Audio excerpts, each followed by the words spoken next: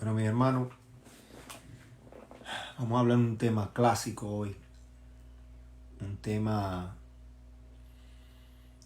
de mayor importancia, de mucha importancia para estos momentos donde estamos viviendo un tiempo, como decir, difícil para este lado, los que estamos aquí en América, ya que muchos en el mundo entero viven tiempos difíciles todo el tiempo. Pero hoy quiero hablarles de un tema, te bendiga mi hermana María, hablarles de un tema bien importante como es el propósito del quebrantamiento, el propósito del padecimiento. Hey, brother Jude, God bless you, brother. Y hay un propósito cuando Dios permite los quebrantamientos, las tribulaciones, muchas veces personales y otras veces corporales. Individualmente nosotros somos formados por este tipo de quebrantamiento de parte de Dios, a veces disciplina de Dios. La Biblia dice que el que Dios ama disciplina y azota al que toma como hijo. Pero vemos también cuando nosotros como iglesia o la iglesia toma un rol de conformismo, de comodidad. ¿En qué sentido? Que todo está yendo bien. What's up, Rolly? How you doing, man? I'm here, man. Teaching. I hope you can listen.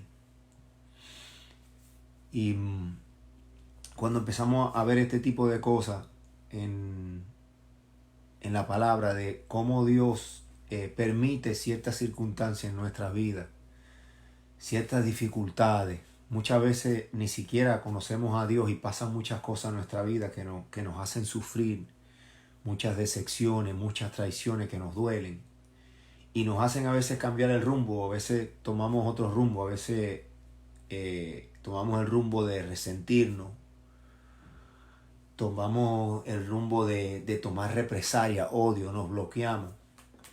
Y I'm glad, bro. I'm glad you listening, brother. Brother Rolando, I'm glad. Y tomamos estos caminos en donde quizás tomamos la dirección incorrecta en estas heridas que nos suceden. Pero al nosotros venir al Señor y entender, Dios mostrarnos su amor y su misericordia, que Dios nos muestra hacia nosotros, que nosotros también hemos hecho el mal, y a veces cuando nos hacen el mal nos sentimos de esa manera, pero en realidad Dios nos enseña a tener misericordia. Y estaba analizando por qué todas estas cosas a veces pasan. Y claro, mucha gente se pregunta por qué Dios permite esto, por qué pasan cosas malas. Pero la Biblia dice en Romanos 8:28 que todas las cosas obran para bien para los que son llamados con Dios con un propósito. Entonces hasta a veces hasta lo malo obra para bien. A veces hasta las cosas malas que nos suceden, cuando nosotros las ponemos en las manos de Dios y esperamos en Él, Dios las transforma. Eso que se vio malo, Dios lo puede transformar en algo, en un testimonio poderoso para ayudar a las personas que están pasando por una situación quizás igual que esa. Entonces en la Biblia nos habla de diferentes aspectos de esto y yo hoy lo analizaba así.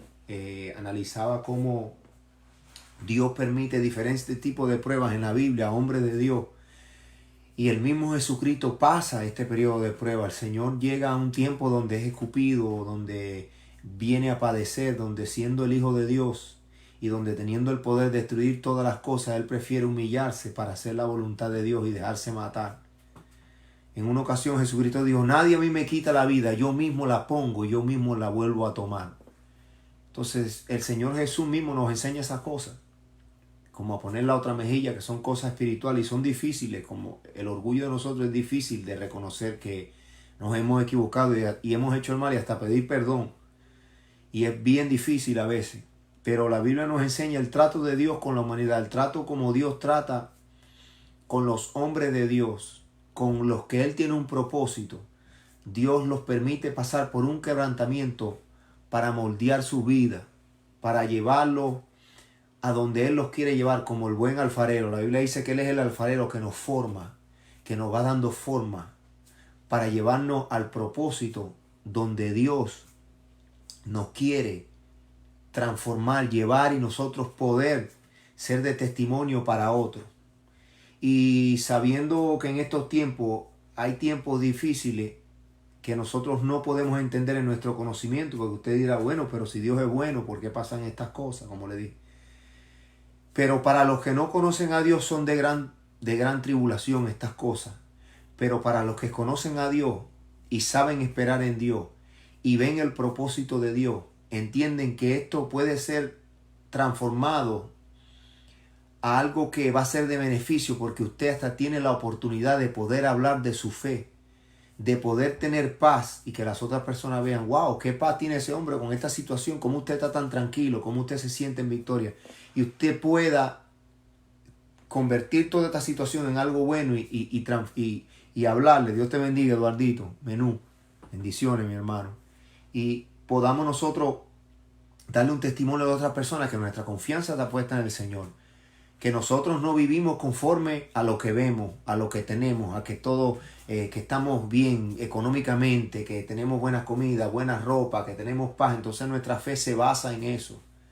Nuestra fe se basa en que la demostración de Dios, de amor, es cuánto Dios nos da a nosotros. De esa manera Dios nos ama a nosotros.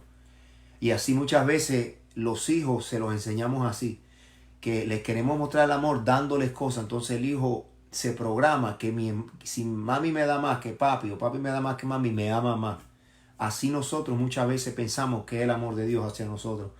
Pero Dios es un Dios que trabaja en caminos misteriosos. Y muchas veces Dios tiene que quebrantarnos, que llevarnos por una situación difícil para que nosotros podamos llegar a entender el plan de Dios.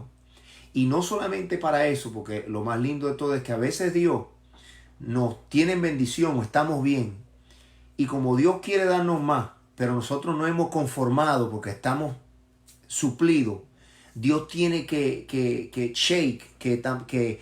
hacer temblar algunas cosas en nuestra vida para que nosotros salgamos de conformismo, busquemos más de Dios y podamos ver muchas más cosas de parte de Dios en nuestras vidas. Y eso le pasa mucho a la iglesia aquí en los Estados Unidos, aquí en América, que nos hemos conformado que estamos bien, que estamos sabrosos, que todo está yendo bien, que tenemos buenos trabajos, que tenemos buen reloj, buen carro, que tenemos buenas casas. Entonces llegamos a un punto que nos conformamos como creyentes y Dios tiene que mover algunas piezas en nuestra vida para quebrantarnos, entonces poder tener un encuentro más profundo con Dios y Dios nos pueda bendecir abundantemente más y nosotros podamos contar de eso. Y fíjese qué tremendo, porque así va a ser en este tiempo, en el tiempo del fin, en el tiempo donde vengan persecuciones, donde vengan dificultades, donde hayan cosas que nosotros tenemos que compromise, que tenemos nosotros que soltar nuestras convicciones con el gobierno para poder recibir los beneficios que tenemos de tener una licencia, de tener un pasaporte, de ser ciudadano, de recibir beneficios de salud, médico, que nosotros tengamos que, como una dictadura, que tengamos que doblegar nuestra fe, que tengamos que vendernos al gobierno, hacer las demandas que ellos quieren, para que nosotros podamos recibir esos beneficios. Y así estamos muchas veces nosotros, con una fe fuerte, oh, gloria a Dios, y qué bueno, Dios es bueno mientras todo está bien. Entonces vienen momentos de quebrantamiento donde no es el mal de Dios que quiere para nosotros, sino que Dios quiere enseñarnos a nosotros, Dios te bendiga, mi hermana, enseñarnos a nosotros que por medio de situaciones difíciles, Dios va a probar la fe de nosotros. ¿Y para qué Dios la va a probar? O como dice la Biblia, que nos puede probar el corazón. No es porque Dios no sabe lo que hay en nuestro corazón, sino que hay cosas en nuestro corazón escondidas que nosotros mismos no sabemos. Y Dios tiene que meternos por el fuego para que esas cosas salgan. Y entonces nosotros podamos verle y decir, wow, yo no sabía que eso estaba dentro de mí, como cuando fui a estudiar al dentista y me revisaron los dientes, pero me pusieron un microscopio. Llegaron de cerca a verme y cuando yo vi la foto y vi la carie, dije, wow, eso está ahí, pero yo no lo puedo ver porque visiblemente yo no lo podía ver, pero el doctor sí lo podía ver. Entonces yo tenía que lidiar con eso, ir a otra cita, ir con el seguro para poder lidiar con eso que yo, como si nada, no me dolía ni nada, pero estaba ahí, a mis ojos naturales no lo podía ver. Y así muchas veces hay cosas espirituales en nuestro corazón. Hay rencor, hay envidia, hay celo, hay odio, hay avaricia, hay comodidad, que nosotros no la podemos ver y pensamos que estamos bien. Y entonces Dios, al querer bendecirnos, no puede, porque eso que está en tu corazón, eso que está ahí estorbando, que tú mismo no te das cuenta, puede estar no dejando a Dios permitir derramar su bendición sobre ti, porque si te derrama una bendición con eso dentro de ahí, puede ser en vez de bendición que se convierta en maldición.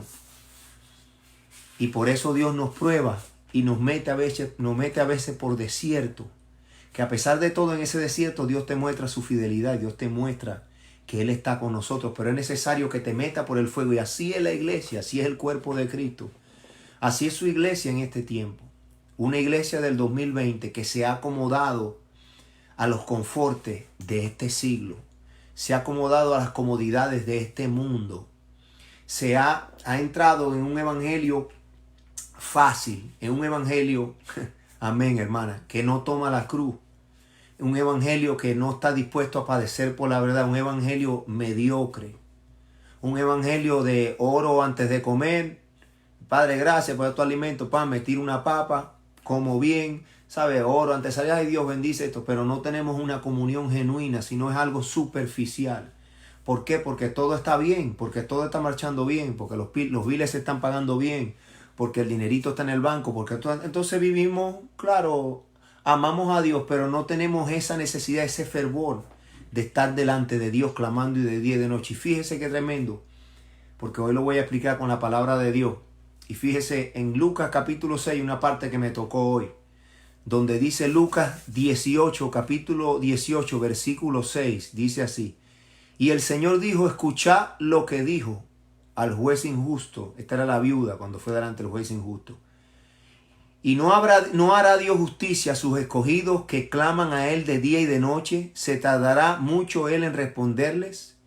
Os digo que pronto les hará justicia. No obstante, cuando el Hijo del Hombre venga, ¿hallará fe en la tierra? Pero esto era una situación que había con una viuda que le estaba yendo a que un rey injusto a decirle que le hiciera justicia de sus adversarios, de sus cobradores. Pero el juez era injusto y le decía, llévense. Hubo un momento que la viuda insistió tanto que dice que el juez le hizo justicia, y Cristo toma este ejemplo para decir, wow, ¿será que Dios no hará justicia a sus escogidos? Pero hay una parte que me llama la atención, que claman de día y de noche. ¿Será que usted y yo estamos clamando con angustia, con gemido, con desesperación? ¿Estamos llorando delante del trono de Dios diariamente para que Dios nos haga justicia? Claro que no. No hablo en el sentido mundial, porque sí hay lugares en el mundo donde sí están así. Pero ¿cuáles son esos lugares que están así? Mire bien las características de esos lugares. Son lugares donde hay pobreza, donde hay necesidad, donde hay persecución, en Etiopía, en Irak, y en estos lugares donde matan a la gente por el evangelio. Ahí es un lugar donde la gente está llorando y gimiendo porque quieren la manifestación de Dios que les haga justicia. Pero otros lugares como Europa, como aquí, ese gemido podría ser muy poco. Podría ser algunas personas que lo hacen. Pero muy difícil, hermano, ¿para qué nos vamos a engañar? ¿Quién se pone en esa manera mientras estamos bien? No se engañen, ni yo mismo, ninguno. Tiene que venir una situación a nuestras vidas para que nosotros clamemos, gimamos y lloremos delante del trono de Dios.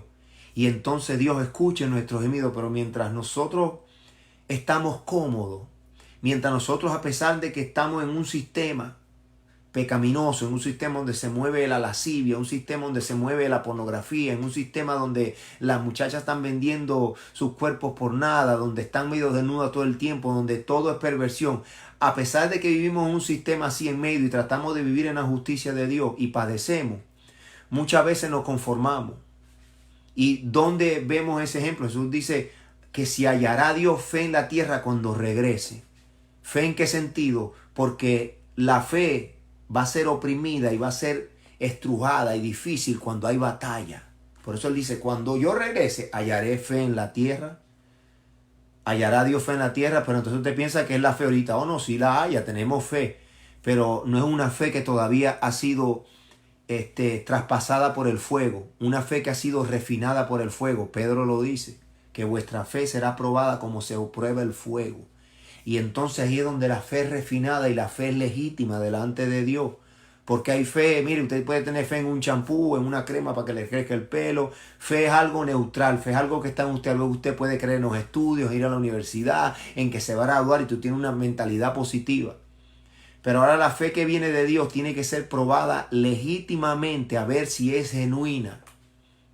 ¿Y cómo lo entendemos? Por medio de la Biblia en estos tiempos con el padre de la fe. ¿Quién fue el padre de la fe? Abraham. Abraham tuvo un llamamiento que es de fe. La Biblia dice que la fe viene por el oír y el oír la palabra de Dios, que es un don de Dios. Dios se lo dio. Es una fe del llamamiento cuando Dios nos llama. Y muchos de nosotros Dios nos llama, amén, y decimos que sí vamos. Pero después de esa fe al caminar, dice la Biblia que Dios probó la fe de Abraham y Abraham creyó, sacó a su parentela y se fue. Pero después Dios lo probó y le dijo, tráeme a tu único hijo y sacrifícamelo. Y cuando Abraham lo llevó al monte y lo puso en el altar, entonces cuando lo iba a matar, Dios le dijo, detente, ya he probado, ya sé que me temes. Ahora te daré la simiente. Antes, con la fe de antes, si usted lee la Biblia en Génesis, a Abraham nunca le habían dado la simiente. La simiente que venía en él, que iba a ser en Isaac, iba a ser en Jacob, y esa simiente es Cristo. Él solamente había recibido una promesa, pero no se la había confirmado por medio de una fe que se probó con una obra justa de Abraham, que esa fe iba a producir naciones, que era la simiente que es Cristo.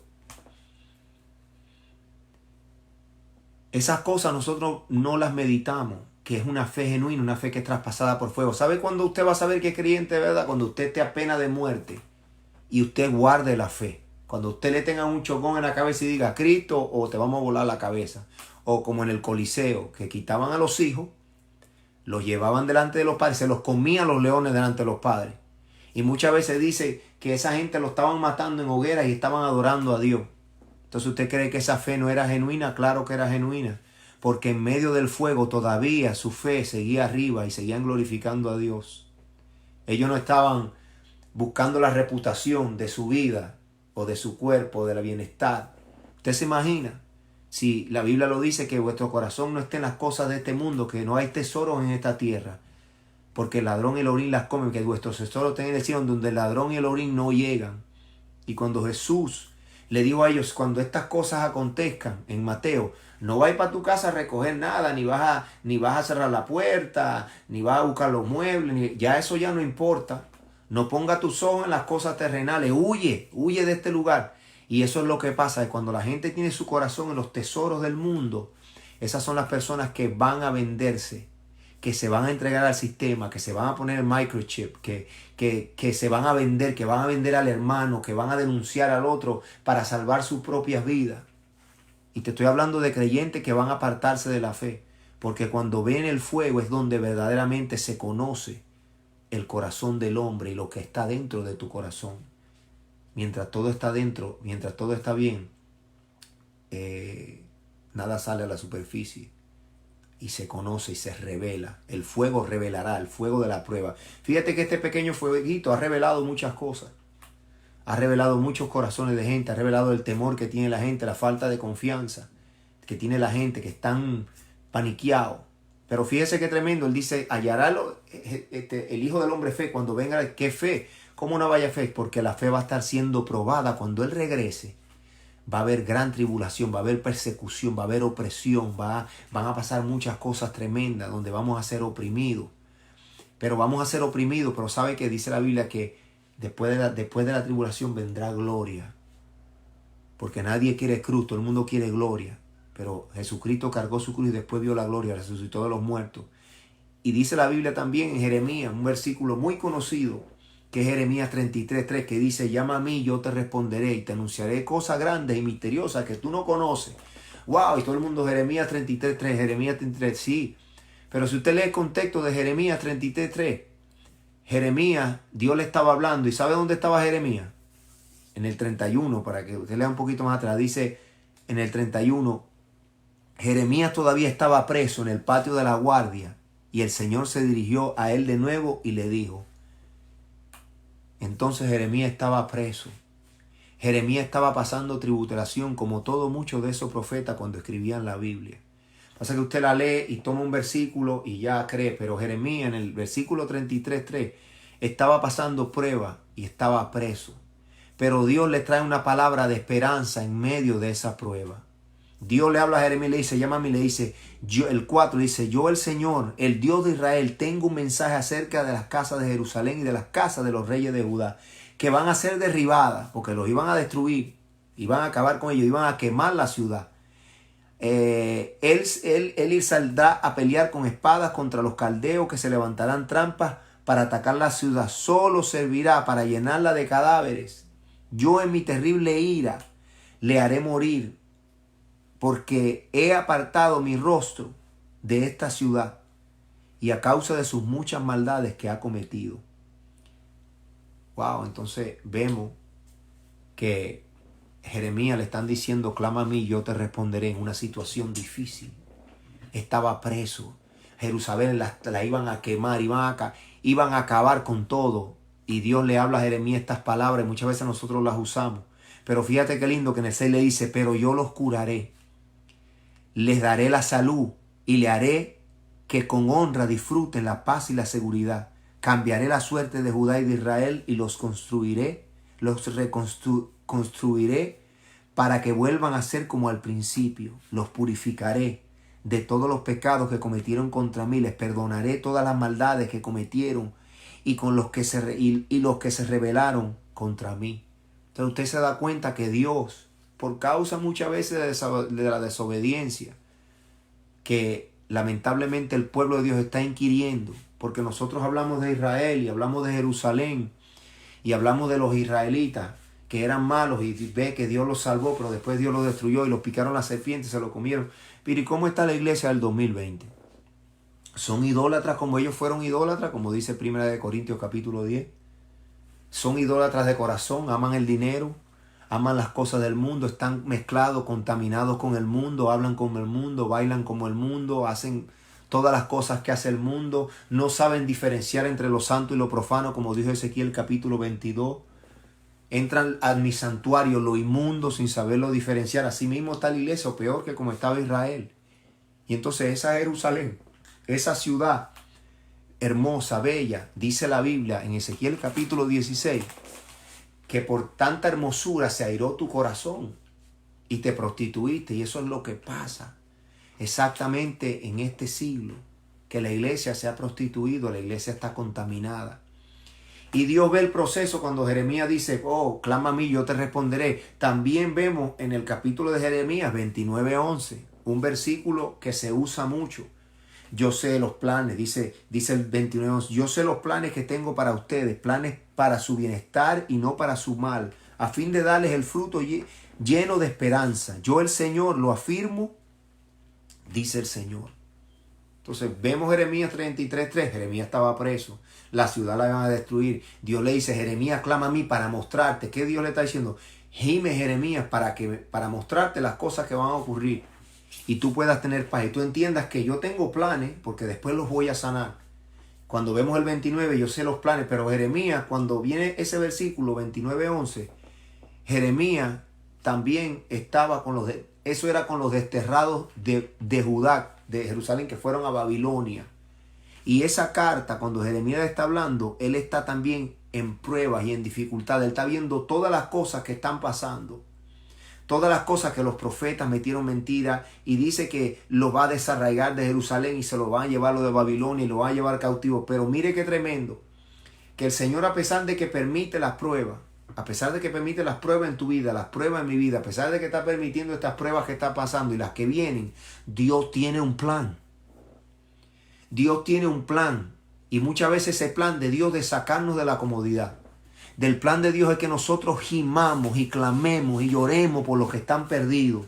No solamente sálvese quien puede y nosotros, porque eso es otra cosa. Solamente somos nosotros de nosotros. ¿Y qué pasa con los demás?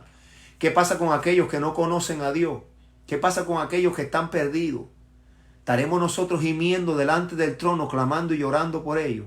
Pero sepa algo, que Jeremías escribió otro libro después, que se llama Lamentaciones de Jeremías. Pero sabe que Jeremías no era el que se estaba lamentando, ni el que escribió eso. El que se estaba lamentando era Dios. El que se estaba lamentando por el instrumento que usaba, que era Jeremías del tiempo, era Dios por lo que estaba pasando a la gente por la desobediencia. Porque Dios es justo, hermano. Dios no es un Dios padre alcahueta, como muchos de nosotros, que el hijo hace lo malo y nosotros lo seguimos alcahueteando. Dios es un Dios justo. Y dice la Biblia que el que Dios ama disciplina y al que toma como hijo lo azota. ¿Por qué? Porque lo ama. Dice que en Proverbio dice que el que no azota a su hijo y lo disciplina, lo aborrece, lo odia. Así que la disciplina siempre ha sido de Dios. Y nosotros hemos sido tomados hijos de Dios. Nosotros cuando hacemos el mal también tenemos que ser disciplinados.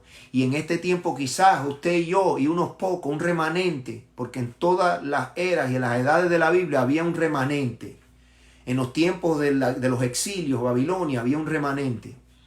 Hombres que se mantenían justos, que amaban a Dios, que no adoraban a los ídolos, a los baales, que no adoraban Netflix, que no adoraban las cosas mundanas, que no adoraban la pornografía, que no adoraban el dinero, que eran hombres que se mantenían fieles al único Dios del cielo y no adoraban a los dioses de Egipto, no adoraban a los dioses babilonios. Un grupo, usted se recuerda de los 3 que echaron en el horno de fuego, se mantuvieron fieles. Dice que Daniel también tuvo 10 días comiendo legumbre y no se contaminó con la comida del rey.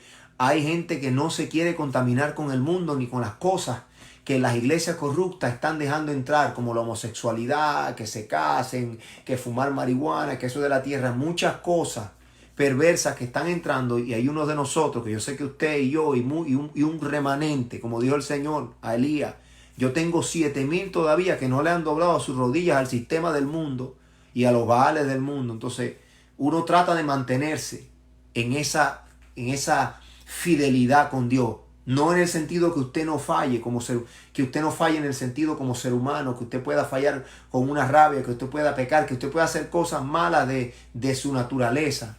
Pero es diferente cuando usted toma la palabra de Dios, la tuerce para sacar un beneficio y blasfema y da lo santo por lo profano y todo lo tolera y corrompe a todo el mundo. Entonces, ¿qué pasa?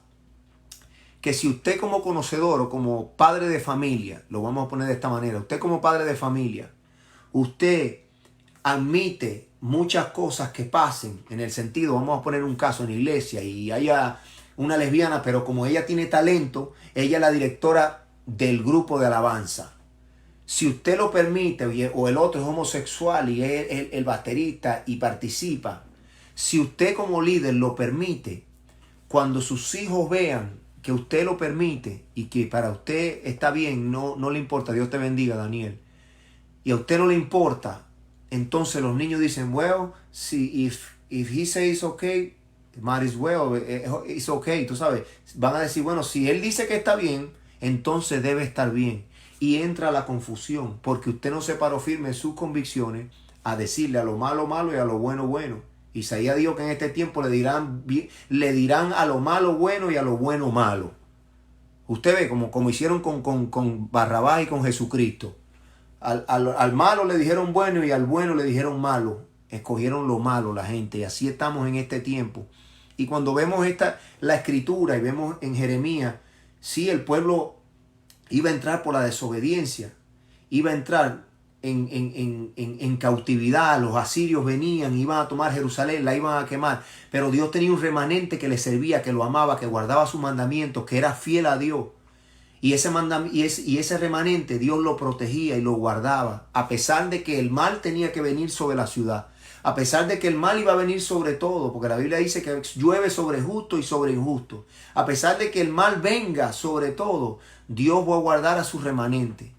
Dios va a tener a su remanente guardado, protegido. ¿Por qué? Porque le son fieles, porque se guardan, porque no se venden. Y cuando usted lee Jeremías 29, eso es lo que está hablando él. Que en ese tiempo había mal y venía destrucción, pero entonces el Señor, a pesar de todo ese mal, le dice a Jeremías el plan que él tiene con ellos y el propósito, el plan que tiene con ellos y lo que va a salir de ahí, la consecuencia no, lo que va a salir, el propósito va a dar un fruto. Fíjese cómo dice el 29:11, le dice, desde antes, porque él le dice a ellos, bueno, no se preocupen, si están bajo cautiverio de los babilónicos, manténganse tranquilos, lo que ellos digan está bien, pero ustedes hagan esto, mientras estén bajo esa servidumbre, fíjate lo que le dice Dios, que sean mansos y sean humildes, Fíjate lo que le dice, y en el 29 le dice, el Señor, él dice en el 10, el Señor cuando se cumpla los 70 años en Babilonia, actuaré en favor de ustedes. Fíjese, después de ese tiempo que lo vivió Daniel, leyendo en el capítulo 9 de Daniel, le cumpliré la promesa favorable a hacerlos regresar a este lugar. Y ahí le dice, yo sé los planes que tengo para ustedes. Planes de bien, de su bienestar y no para su mal, a fin de darles el fruto lleno de esperanza. Yo el Señor afirmo esto. Entonces ustedes, fíjate la bendición de la prueba, la bendición de sacarte muchas veces de tu lugar de comodidad, la bendición de que muchas veces se venga el fuego y Dios nos pruebe a nosotros. Y ahora nos va a probar mundial, como iglesia completo, al mundo entero, tú sabes, va a probar Dios. Y fíjate qué tremendo que dice que en ese momento, entonces, el 12, entonces me invocarán y vendrán a mí en oración y yo los escucharé. Me buscarán y me encontrarán porque me buscarán de todo corazón. Eso era el plan de Dios. Muchas veces cuando usted empieza a leer Jeremías de los primeros versículos, Dios empieza a hablarle a Jeremías y le empieza a decir el mal que va a traer sobre los pecadores. Y intencionalmente Dios está buscando a alguien quien le diga, Señor, heme aquí. Señor, ten misericordia. Alguien que se pare en la brecha para Dios mostrar misericordia. Gracias a Dios que ahora tenemos al sumo sacerdote, a Jesucristo, que está intercediendo constantemente y está en la brecha. Por eso este tiempo de gracia y de misericordia se ha extendido por 2000 y pico de años, 2020 años, pongámoslo así. Se ha extendido porque hay alguien que dice, Señor, heme aquí, se ha parado en la brecha, que es nuestro Señor Jesucristo, que está a la diestra del Padre intercediendo, pero vemos que muchas veces nosotros nos ponemos cómodos. Nosotros en esta nación, en muchos lugares que estamos bien, nos conformamos. Y en realidad Dios quiere algo más. Dios quiere bendecirnos con algo más. Entonces Dios tiene que verdaderamente mover, hacernos temblar, para que nosotros lo busquemos de corazón, para que nosotros lo busquemos cuando Él pueda ser hallado. A Él se lo dijo, y me buscarán y me encontrarán, porque me buscarán de todo corazón. Ahora fíjese qué tremendo, un grupo que también me llama la atención, que es una de las bases y como le he dicho siempre, de los ejemplos, porque la Biblia está llena de ejemplos. Cuando Jesucristo hablaba en un contexto, en diferentes tiempos, en un solo contexto, Cristo podía estar hablando del pasado, del presente y del futuro, en un solo contexto. Y vemos en Éxodo capítulo 2:23 que esto le sucede al pueblo de Israel dentro de Egipto, a los hebreos. A pesar de que estas cosas ya estaban profetizadas, a pesar de que ya se le había dicho a Abraham que el pueblo iba a padecer, que iba a estar cautivo por 400 años en Egipto, a pesar de estas cosas, que el pueblo estaba cómodo. ¿Por qué? Porque al pueblo llegar a Egipto, Jacob y los 70 que llegaron, Jacob, el papá de José, después de que José fue llevado a Egipto, al él llegar ahí y habitar en la tierra de José, en una tierra buena, donde comían bien, después entraron a ser esclavos. Pero a pesar de que eran esclavos, comían bien, estaban con las mujeres egipcias, vivían bien. Entonces ellos se conformaron a vivir en esa esclavitud, a pesar de que eran esclavos, pero se sentían cómodos y conformes. Pero Dios le había dado una promesa a Abraham y Dios tenía que cumplir su promesa. Y yo decía, bueno, ¿cómo voy a cumplir mi promesa si prácticamente esta gente no tiene deseo de salir de ahí? Es como cuando usted ve a un pecador y a un impío que usted le habla en la calle y ellos se sienten felices de estar en la situación que están. Había un homosexual que me dijo, yo tengo 16 años casado con mi esposo, un hombre, y somos felices. Si Dios tiene un plan con ese hombre, ¿sabe cómo Dios lo va a sacar a él de esa comodidad y de esa felicidad? Dios lo va a reventar. Dios lo va a dejar que venga una opresión sobre su vida para que él clame y busque a Dios. Y si hay un plan y si hubo un padre orando por ese hombre, entonces Dios va a mostrar su mano y lo va a libertar. Por eso dice la Biblia, cuando le empecé a hablar en Judas 18, que se tardará el Señor para escuchar a sus escogidos de libertar los que gimen de noche y de día. Pero en realidad, como le dije, ¿estará la iglesia gimiendo de verdad? ¿Estará la iglesia gimiendo con dolores de parto para que el Señor venga a rescatarlo de la esclavitud y de la situación en que se encuentra? ¿O será que la iglesia estadounidense está cómoda en sus templos millonarios, está cómoda con sus cuentas de banco, está cómoda con todo lo que hace y bueno, le ora a Dios porque Dios es bueno, va el domingo de vez en cuando para que le echen aceite y Dios le dé buenos contratos? porque la mayoría de la gente adora a Mamón, su corazón es idólatra al dinero, pero van de vez en cuando a la iglesia y se echan un maquillajito de cristiano, tiran un par de pesitos en la bolsa y ya con eso ellos se sienten conformes porque están bien. Pero ahora que está pasando este pequeño sacudimiento y viene un sacudión más duro, es donde verdaderamente se va a probar los que estén dispuestos a recibir más, que puede costar un precio. Jesús dijo, el que quiera ganar su vida por causa de mí, la perderá. Pero el que quiera perder su vida, pero el que pierda su vida por causa de mí, la ganará. Dice, y yo le daré 100% más y la vida eterna. Es decir que nosotros hasta perdiendo la vida por la causa de Cristo, Dios nos da una promesa que no está en esta tierra, como yo le estaba diciendo. Por eso es que dice la Biblia, no pongáis tus ojos en los tesoros de este mundo. ¿Por qué? Porque en los tesoros de este mundo, en el momento que venga la opresión, que venga la tribulación y sean los tesoros, lo que usted tenga en su corazón, entonces usted va a querer correr a sus tesoros y va a caer en las manos del cazador. Porque usted, el Señor le dijo, no vayas a su casa, no recojan nada, váyanse, huyan. Pero el que tenga su corazón en los tesoros de esta tierra va a caer en la trampa del cazador. A Jesús lo tentaron en el desierto. ¿Y qué le dijo Satanás? Ahí están, mira todos los edificios del mundo y su riqueza. Ahí están. Póstrate y adórame. Póstrate y adórame y todos esos reinos te daré. Entonces, cuando nosotros vemos estas cosas, podemos entender que por causa del corazón, eso está en Mateo 24, huid. No devolváis a vuestras casas, no subáis a la azotea, huid. Ahí está en el artículo 24 de Mateo. Esas cosas son las que nos dan a entender a nosotros por qué nuestro corazón tiene que estar enfocado en las cosas celestiales, para que en ese momento las terrenales no nos detengan.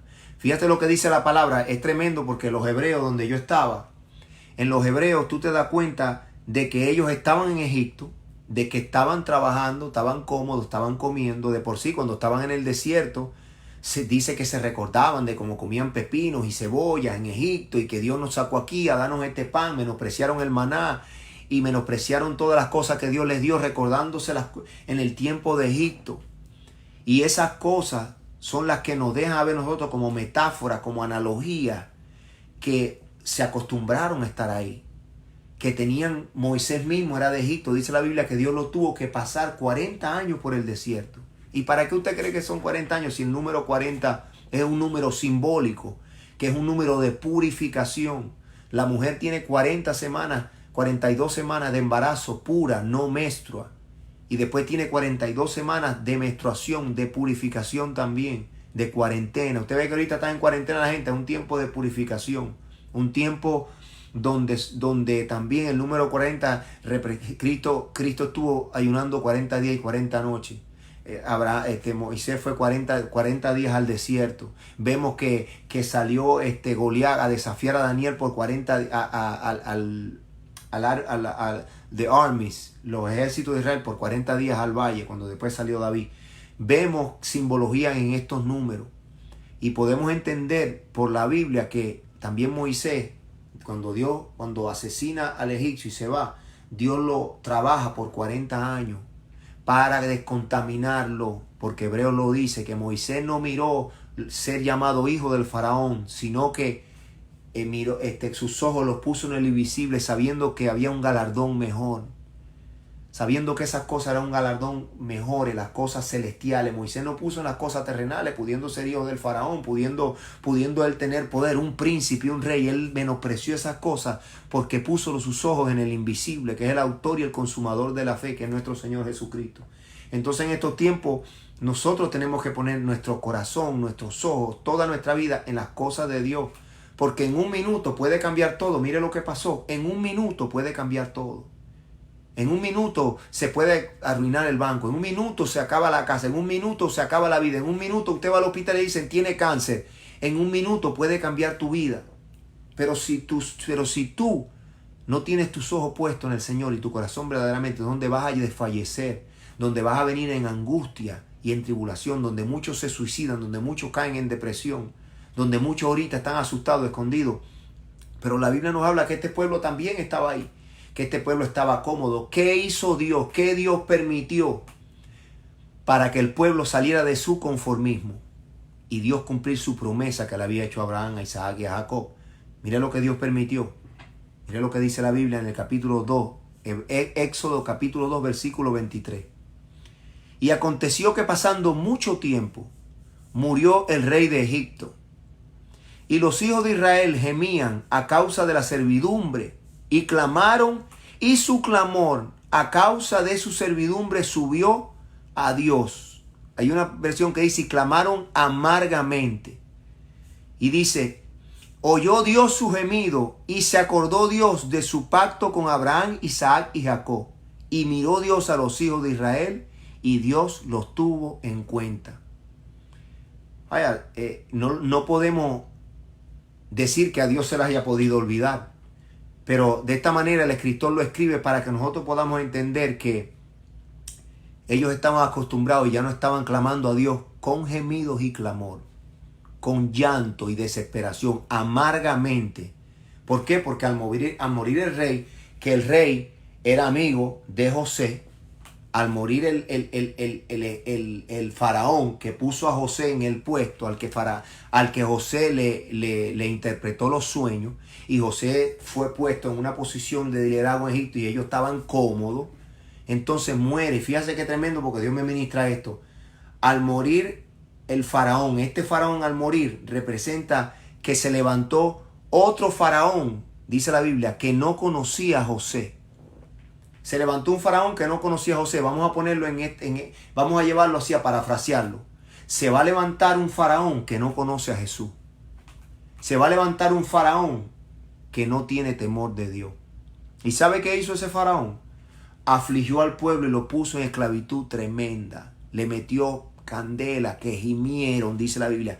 Gimieron tanto amargamente que Dios se acordó del pacto que había hecho por ellos. ¿Será que nosotros, y será que yo me incluyo, que la iglesia necesita ser oprimida?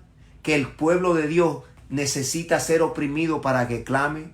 ¿Que nuestra fe tiene que ser pasada por fuego para que sea purificada? Porque Dios no se puede casar con una iglesia manchada y sucia. Y lo que purifica es el fuego.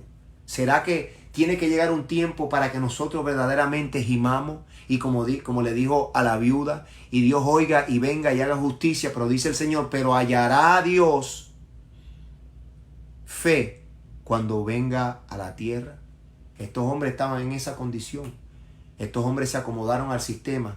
Hermano, y no me voy a alargar esta noche mucho, pero cuando usted lee también Deuteronomio capítulo 8, también nos da una narrativa de lo mismo, que se lo voy a leer.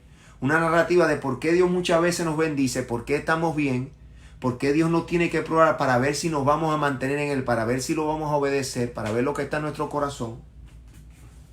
Porque Dios nos quiere bendecir más allá de lo que mismo nosotros sabemos. Dios, en tu condición y en la mía, nos quiere enseñar cosas más grandes y más profundas, pero esas cosas grandes que Dios nos quiere enseñar, hace falta entrar en un momento de aflicción y de prueba.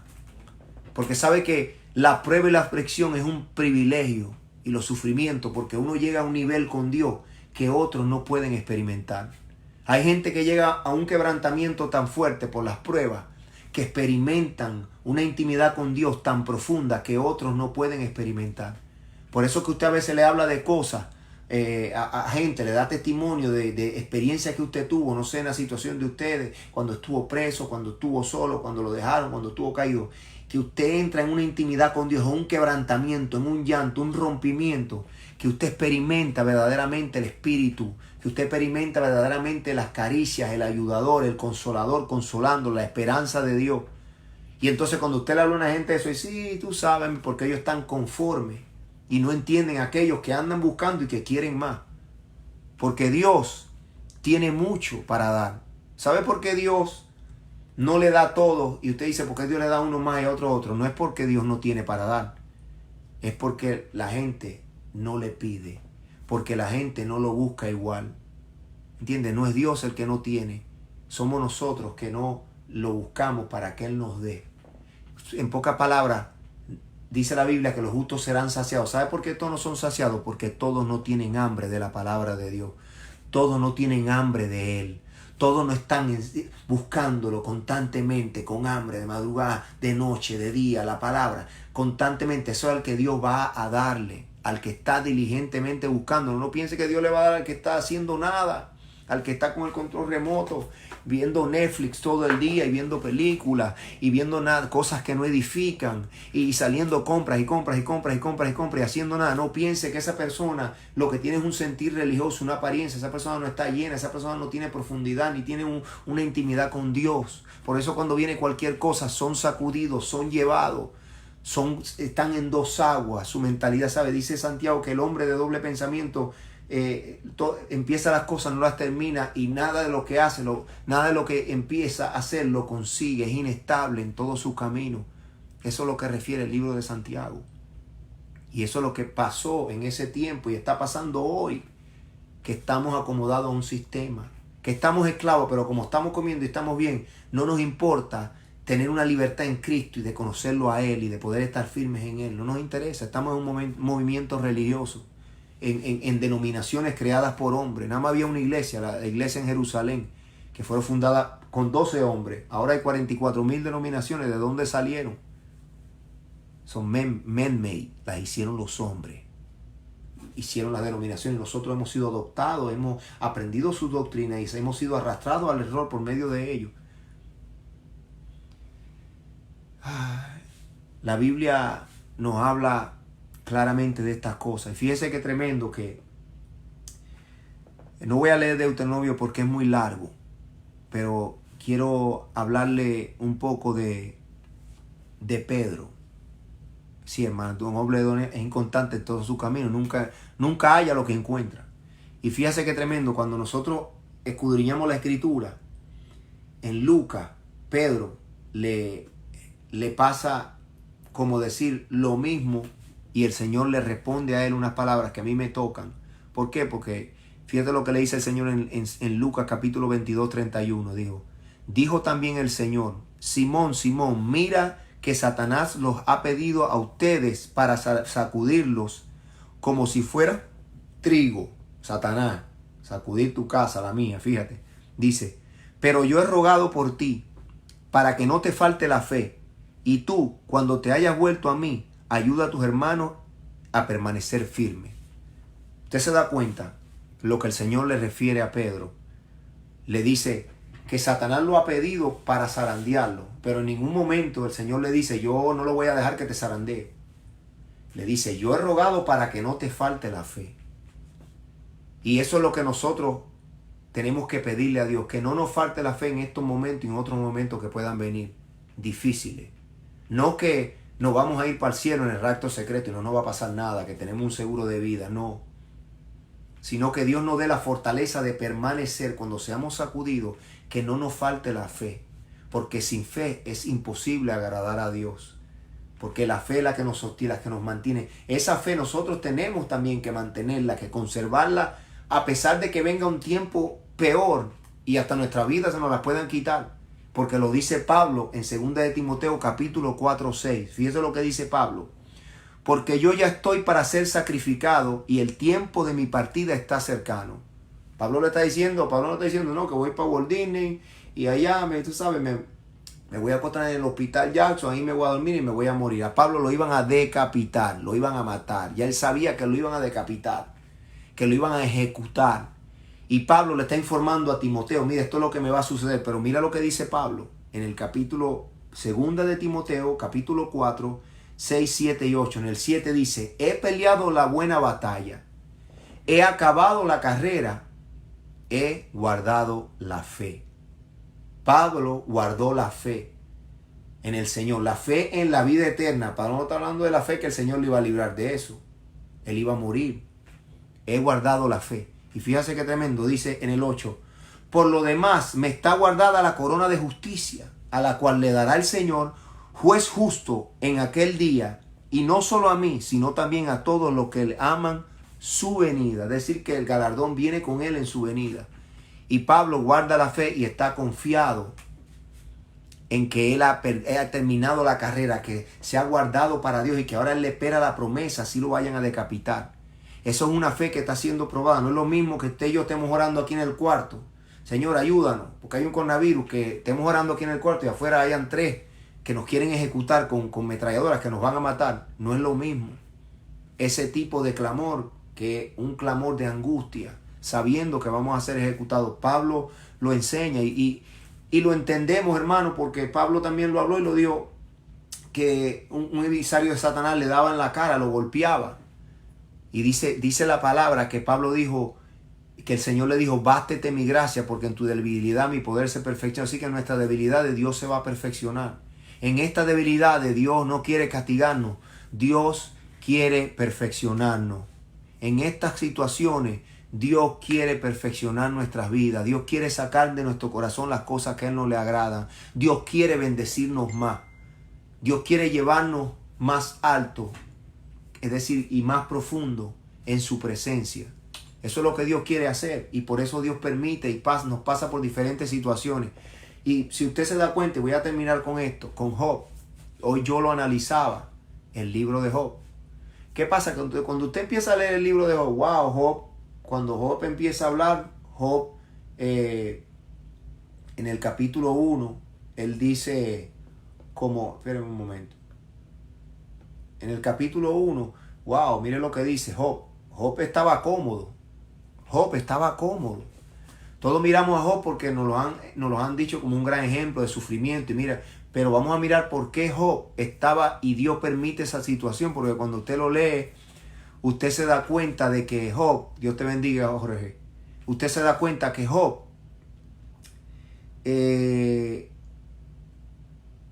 se justificaba. Job estaba cómodo y Job se justificaba. Fíjese, cuando usted lo lee al principio se da cuenta. Cuando dicen desde el 2 lo voy a leer, dice, y nacieron 7 hijos y 3 hijas. Su hacienda era de 7,000 ovejas, 3,000 camellos, 500 yuntas de bueyes, 500 asnas y muchísimos criados. Y era aquel varón más grande de que todos los orientales.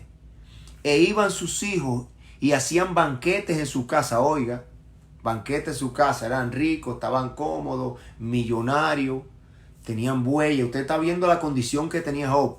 Era uno de los más grandes en su tiempo. Estaba cómodo, estaba millonario. Vamos a ponerlo así, estaba millonario. Y dice la Biblia, y se santifica. Entonces dice, y acontecía que habiendo pasado, en el 4, e iban sus hijos y hacían banquetes en sus casas, cada uno en su día, y enviaban a llamar a sus 3 hermanas para que comiesen y bebiesen con ellos. El 5, acontecía que habiendo pasado el turno, los días del convite, Job enviaba y los santificaba, y se levantaba de mañana y ofrecía holocaustos conforme al número de todos ellos, porque decía Job, quizá habrán pecado mis hijos, y habrán blasfemado contra Dios en sus corazones. De esta manera hacía todos los días.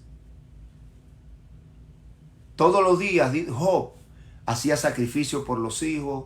Todos los días Job tenía banquetes con los hijos. Era un hombre propio, estaba cómodo, estaba millonario. Y cuando usted se da cuenta en el libro de Job que no es Dios o no es Satanás que le pide a Dios sacudir a Job o tocar a Job, es el mismo Dios que le dice a Satanás que se ha considerado a su siervo Job.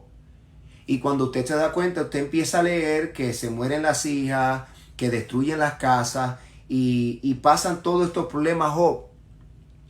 Hasta dice que vino un gran viento del desierto en el 19, azotó las 4 esquinas de la casa, cual cayó sobre los jóvenes y murieron, y solamente escapé yo para darte la noticia. Entonces Job se levantó, rasgó su manto, se rasuró la cabeza, se prostró en tierra y adoró. Fíjese, todavía Job adora a Dios.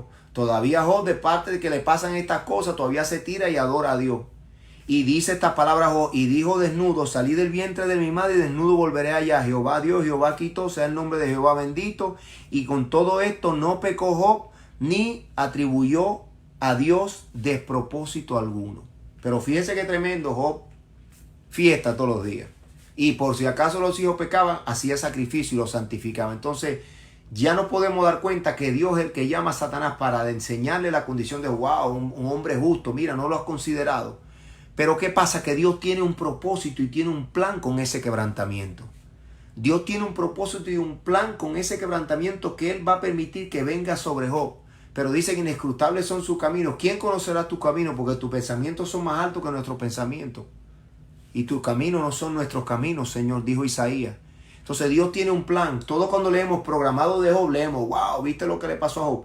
Pero Job era un hombre millonario y cuando Job le comienza a pasar esto, dice que no peca contra Dios, dice que se tira y adora a Dios. Pero hermano, si usted se da cuenta y usted empieza a leer Job y ya en el capítulo 3, ya ese Job que adoró a Dios y que dijo Dios quitó, y Jehová dio, en el corazón de Job pasaba algo. Por causa que Dios, por medio del fuego, iba a empezar a revelar lo que estaba escondido dentro del corazón del justo. Porque así hay muchos que se creen justos y que hay cosas en su corazón y Dios lo tiene que pasar por el fuego para que esas cosas se revelen. Usted pueda lidiar con eso y Dios te pueda bendecir como Dios te quiere bendecir. Fíjese qué tremendo. Tenga inteligencia para entender lo que yo le estoy explicando. Porque si usted lee el libro de Job, usted va a poder entender. Ya Job, en el capítulo 3, dice que Job abrió la boca y maldijo su día y exclamó Job, perezca el día en que yo nací y la noche en que se dijo varón es concedido. Sea aquel día sombrío y no cuide él y no cuide de él Dios desde arriba, ni claridad sobre él resplandezca. Afléelo tinieblas y sombra de muerte, repose el nublado, lo que se haga terrible cada día caliginoso o caluroso. Cualquier cosa que pueda decir en ese momento ahí, Job ya empieza a maldecir su vida. Ya Job empieza a maldecir el día que nació. Entonces ya del Job aquel que santificaba a los hijos, que hacía banquete, que dijo, no, Jehová Dios, Jehová quitó, ahora por un momento le va a decir a la mujer, oh, pero como cuando teníamos todo y estábamos bien, bendecíamos a Dios, mas ahora lo vamos a maldecir. Ya ese mismo Job, que era justo y que estaba ahí, y que Dios lo llamó justo y que era un hombre intachable, ya ese Job en el capítulo 3 empieza a maldecir. ¿Cuánto tú y yo no somos así? Cuando mientras todo está bien y cualquier cosita pasa, bueno, Dios es bueno, pero ya el tiempo de que empiezan a pasar las cosas un poco peores, ya Job tenía lepra ahí, ya empezamos, no quiero ir directamente a maldecir a Dios, pero empezamos, ojalá me muera, ojalá pase esto, ojalá pase aquello. ¿Por qué? Porque no estamos viendo el propósito de Dios, por qué están ocurriendo estas cosas. No tiene que llegar al grado que llegó Job, pero la realidad de las cosas es que nosotros tenemos que ser pasados por fuego, tenemos que ser pasados por prueba, porque hay cosas en nosotros que necesitan ser purificadas. Hay cosas en nosotros que necesitan ser limpias que están ahí. Y Job es un ejemplo claro. Cuando usted se pone a leer Job y empieza a leerlo y a leerlo, se empieza a dar cuenta en el versículo 3, empieza a maldecir. Ya Job, en el versículo 7, Dios empieza a argumentar, Job empieza a argumentar con Dios.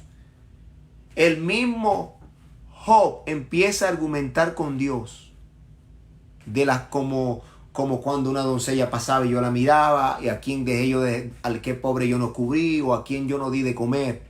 Y entonces se empieza a revelar lo que hay en el corazón de Job. Y si usted sigue leyendo, cuando llegaron los amigos de Job, ninguno le dice nada a Job hasta que se levanta el joven Eliú y le dice lo reprende de una manera, y después Dios mismo le dice a Job, ¿dónde estabas tú cuando yo formé el Orión? Cuando yo puse los límites al mar, cuando hice las estrellas, el cielo, los mares, ¿dónde estabas tú? Ya Dios tiene que empieza un argumento entre Dios y Job, para Dios dejarle entender a Job, ¿quién eres tú para decirme a mí cómo yo tengo que operar? Y así nosotros, ¿quiénes somos nosotros para decirme a Dios cómo tiene que operar en esta situación? Si Dios es soberano y Dios tiene una respuesta, Dios tiene un propósito con estas cosas que están escritas, que van a pasar y que nosotros estamos viviendo. Y el propósito de Dios no es destruirnos, el propósito de Dios no es destruir. El propósito de Dios no era de destruir a Job. El propósito de Dios era de tratar con el corazón de Job. El propósito de Dios era que Job entendiera que no era porque él estaba bendecido y por todas las cosas que él podía hacer, sino que era por la misericordia de Dios. Y Job se empieza a justificar, empieza a hacer cosas y empieza como decir, por si acaso mis hijos hacen esto, voy a poner un poquito más de dinero, más de dinero en la iglesia. Oye, por si acaso mis hijos hacen esto, voy a ir más al culto. Por si acaso empieza Dios a justificarse por sus obras, a sentirse, como decir, justo por Él mismo. Y esas cosas son las que nosotros tenemos que analizar conforme a la Escritura para entenderlo.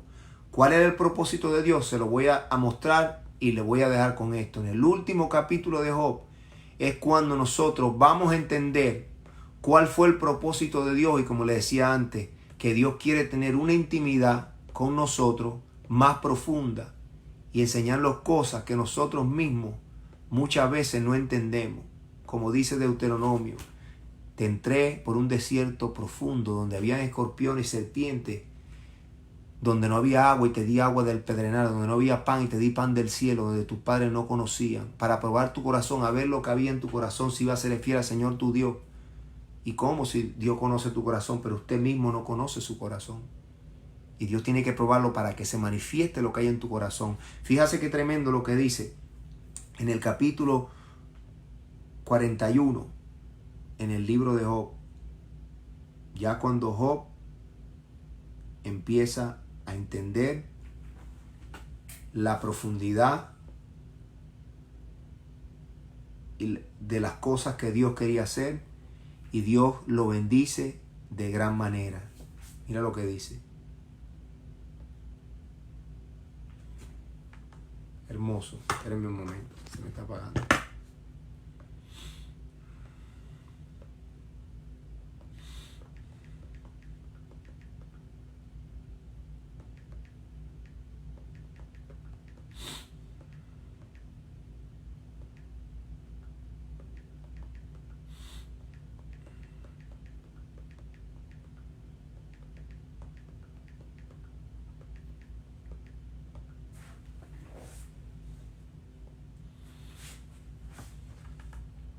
En el versículo 42:5 dice la palabra del Señor así.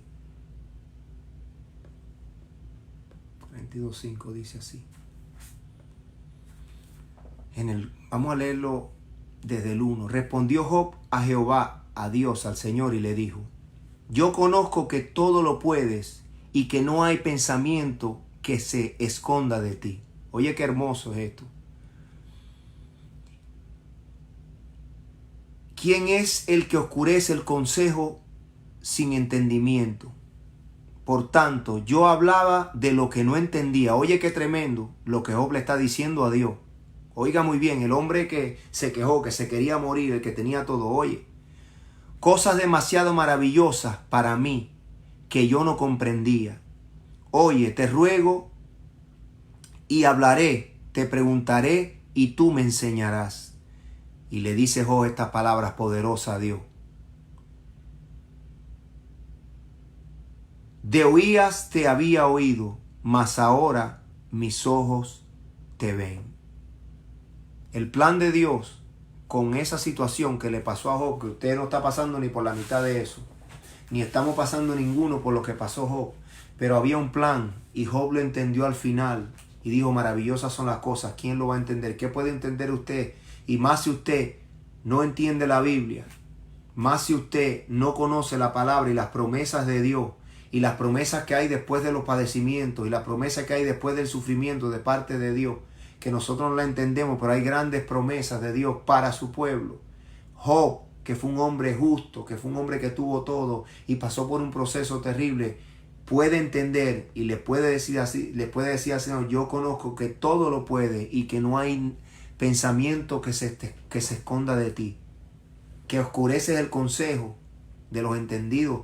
Hermano, la sabiduría de Dios no es para nosotros. Nosotros tenemos que darle gracias a Dios por todas las cosas que estén pasando. Privilegiados por vivir estos momentos, ver profecías bíblicas cumpliéndose delante de nuestros ojos. Quizás sea una generación, Dios te bendiga mucho, sea una generación que pueda ver la venida de Cristo, que nosotros podamos ver todos estos acontecimientos, pero nosotros podamos entender que hay un plan, que Dios nos quiere sacar del conformismo, que Dios nos quiere sacar de esa oración monótona, de esa oración antes de comer una comida, de beber cerveza, barbecue y vivir sabroso. Entonces dale gloria a Dios. Wow, mira cómo estoy de bendecido. Dios nos quiere sacar de esa bendición artificial y superficial. Las bendiciones de Dios sí se manifiestan. Gloria a Dios por los alimentos, gloria a Dios por lo que tengamos. Pero la mayor bendición que Dios nos quiere dar es la vida eterna, que nosotros podamos llegar. Y si Dios nos tiene que afligir para que nosotros seamos purificados y clamemos y Él pueda llevarnos, nosotros podamos recibir la bendición de Dios. O si en esta tierra Dios nos va a multiplicar, nosotros seamos buenos mayordomos, porque hemos sabido que nada depende de nosotros, sino que todo depende de Dios.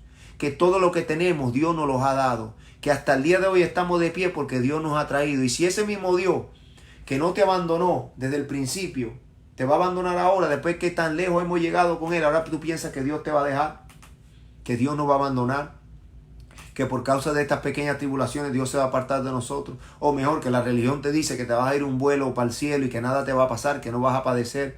Eso no es lo que enseña el Señor. El Señor te enseña que así pasares por el fuego, no te quemarás, y si pasares por las aguas, no te hundirán, no te anegarán, porque el Señor está contigo. Y esa es la confianza que Dios nos quiere enseñar en medio del fuego, de la perseverancia, que nuestra fe sea purificada. Cuando sea probada, la fe sea aprobada por Dios. Es una fe genuina, no es una fe falsa. Como muchos tienen una fe artificial, piensa que confesar, como dice Joel Austin, no, confiesa a Cristo, ya usted ha nacido de nuevo. Esto no es una confesión, yo creo en Cristo y ya te salvaste. Esto es una prueba, una evidencia de tu vida, cómo tú estás viviendo, qué es lo que eres tú delante de Dios, qué es lo que profesas, las obras con que tú evidencias que verdaderamente eres una nueva criatura y eres salvo. Eso es lo que te va a dar verdaderamente el fundamento cuando venga la prueba. Cuando te pase como hoy, tú puedas entender el propósito. No desentiendas el propósito de Dios en esta prueba, sino que tú te puedas mantener firme. Dios es el fiel. Venga, porque la Biblia dice: ni fuego, ni muerte, ni la vida, ni principado, ni ángeles nos podrán separar del amor de Dios que es en Cristo Jesús. Pero eso lo decimos en un cántico. Pero cuando venga de verdad, ni la vida, ni la muerte, ni ángeles, ni principado, ni lo alto, ni lo profundo, verdaderamente lo podemos decir con convicción o simplemente lo decimos como un cliché. Quería hablarles de este mensaje, el propósito del quebrantamiento y sus bendiciones después de él. Si tú estás pasando por una prueba ahora, en cualquier situación, sepa